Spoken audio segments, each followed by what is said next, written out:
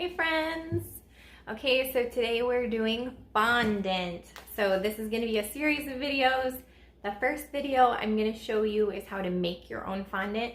This tastes way better than what you're buying at the store, and it's very, very simple. It's literally 3 ingredients: marshmallow, water, and powdered sugar. Easy peasy. So great. So the recipe that I included in the classroom makes a full batch of fondant. This is a considerable amount of fondant. This is enough to cover an entire cake and do decorations. For the purpose of this video, I'm just gonna make a small batch, which is also handy information to have if you're just needing enough fondant to do some smaller details on the top of the cake. Cutting it down is fairly simple. I reduced the recipe by 1/4. So instead of doing 8 cups of marshmallows, I am doing 2 cups of marshmallows. Instead of 1/4 of a cup of water, I'm doing 1 tablespoon, because 4 tablespoons equals 1/4 of a cup. Good information to know. And then for the powdered sugar, a 2-pound bag usually has approximately 8 cups of powdered sugar. So I have 2 cups of powdered sugar measured out. Okay. When in doubt, you can pull out a kitchen scale and measure by weight. Approximately 2 cups of powdered sugar, though, should be the right amount.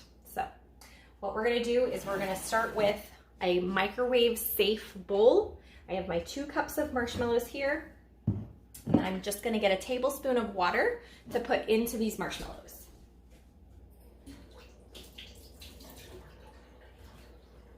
Okay, so it's just enough that it's going to help give us more of a liquid consistency as these marshmallows melt. So we're gonna put that into the microwave for 30 seconds. And then we're gonna stir, put it back into the microwave, and we will continue that process until we have a nice, smooth, no lump, marshmallowy cream consistency.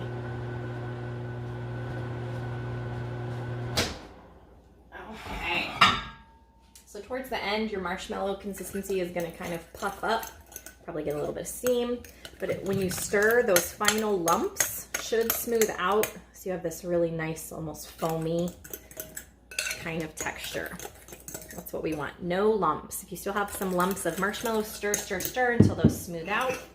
If they don't smooth out when you stir, then put it back into the microwave for just a few more seconds. But a lot of times the heat from what's already melted will melt those final lumps out for you. All right, so nice and smooth. Now, we're not going to mix this right away. As long as it's still steaming, it's gonna be too hot and it's gonna be extra sticky.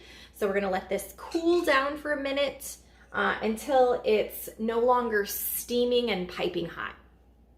Okay, so our marshmallow has cooled down. What we're gonna do is with our mixer, if you're using a stand mixer, this is easiest. If you have a hand mixer instead, that's totally fine. It's just gonna take a little bit more effort on your part. So what you're gonna do is you're gonna put your powdered sugar into the bowl first.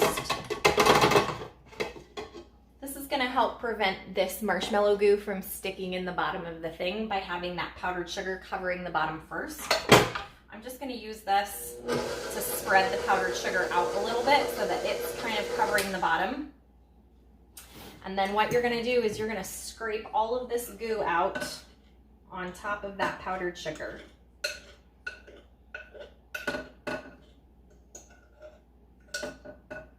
Try to scrape out as much of it as you can.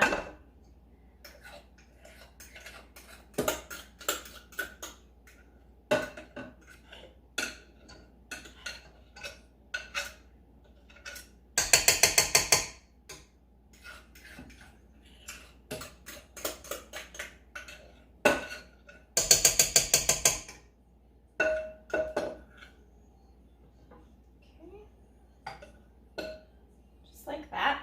And then we're going to turn this on and we're going to let the mixer do the work.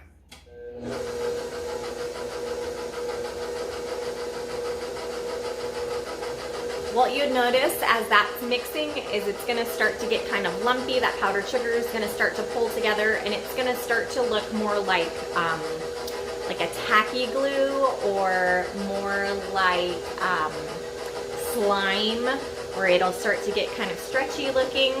While the marshmallow is still warm, it's going to be a lot stretchier and a lot stickier. But once it's all pulled together and we let it completely cool, it will get more solid and feel more like clay or Play-Doh.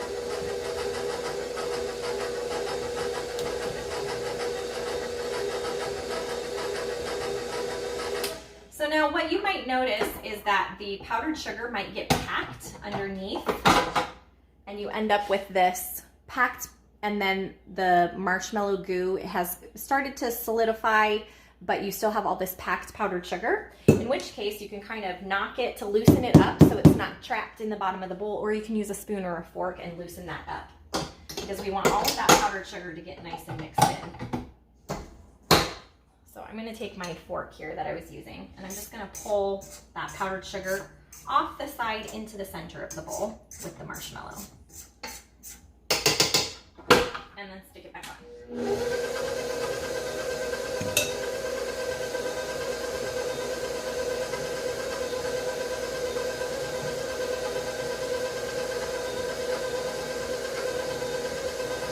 And we're gonna let this mix for several minutes until most of that powdered sugar has pulled in and it's starting to look more like Play-Doh. It might not incorporate all of that powdered sugar. It will stop pulling it once it's no longer really sticky and gooey, and that's okay. What we're gonna do is check the consistency and see if it's, when we stop applying pressure, when we stop mixing, does it ooze back out and flatten, or does it maintain in that nice ball around the dough hook? Okay, friends, so I'm going to show you. I have this blob stuck here, and you can see how that's nice and solid looking. It's not oozing off the hook. That's how I know it's ready. If I stopped it and went like this and it oozed off my hook, then it needs more sugar to be kneaded into it. But then what you can see at the bottom of the bowl here is I have like some shaggy pieces and then some loose powdered sugar. So we don't need that loose powdered sugar, but we can try to incorporate some of those shaggy bits that have the marshmallow in with this. So what we'll do is we'll pull all of this off, and if it's still warm, it will be more sticky than when it's cooled. Once it's cooled, this is not going to be horribly tacky. It will be a little bit, but not like gooey covering your hands once it's cooled down. It'll be a little bit like sticky clay, and if you add a little powdered sugar to your hands, then it won't stick to you. So what I'm going to do is I'm just going to grab this, and you can kind of see there's a little bit coming off on my fingers, but it's not gooey. If you squeeze it and you end up with goo all over your hand, then it's not ready, or it's too warm, okay? If it stays in a nice solid shape, then it has enough sugar, but if it's becoming really gooey on your hand still, it's too warm and you need to let it cool down, okay?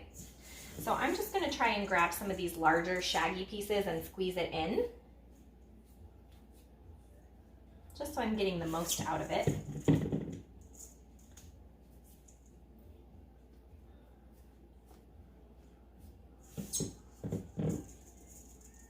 Just shaking off the extra sugar and getting the large pieces kneaded in here, okay? So then what you can do, that little bit of extra powdered sugar, you can kind of use as your sugar for your kneading surface, because we're going to knead this kind of like you would bread dough. So you're just going to kind of flatten, fold in half, flatten, fold in half, just to knead any major lumps. If there's lumps of powdered sugar, you want to make sure you've worked those out so that your fondant is nice and smooth. You don't want to have any large sugar crystals in the fondant that you're using to sculpt with. It needs to be nice and smooth. And when you're working with fondant, making shapes or ribbons, anything like that where it's going to be laid on the surface, you do need to use a little bit of powdered sugar to keep it from sticking. Some people use cornstarch. I prefer not to, because I don't want the cornstarch to alter the flavor or the outside coating texture, so I use powdered sugar. You can try both and see which one you prefer. Powdered sugar is my preference. Okay, so I have this really nice, smooth, looks kind of like clay, modeling clay, okay? It's a little bit tacky because it's warm, but what we're gonna do now, you can either put it in a Ziploc bag, wrap it with saran wrap, something that's gonna prevent it from drying out. If fondant dries out, it will become hard and you cannot use it. So we want to make sure that it does not dry out. So saran wrap, Ziploc bag, for a few hours is what I would recommend to make sure it's completely cool before you're ready to use it, okay?